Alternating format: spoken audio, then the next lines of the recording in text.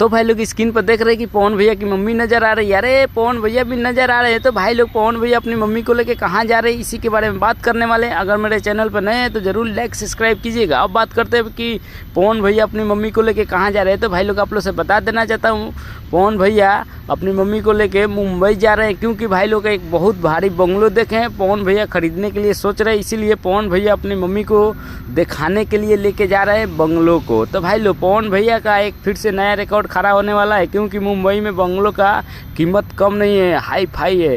तो भाई लोग एक बात और करना चाहता हूँ, भाई लोग पवन भैया का एक और गाना आ रहा है बहुत हाई लेवल का। तो भाई लोग उसी के भी गाने के बारे में बात करने वाले हैं। भाई लोग आप लोग से बता देना चाहता हूँ, गाना ये पुराना ही है, उसको भी फिर से डबलिंग किया जाएगा। भाई लोग पवन भैया का एक और मस्त गाना आने वाला है जो बवाल खड़ा करने वाला है। तो भाई लोग अगर मेरे पवन भैया का आप लोग फैन है तो ज़रूर लाइक सब्सक्राइब कीजिएगा। हम मिलते हैं अगला वीडियो में, तब तक के लिए गुड बाय।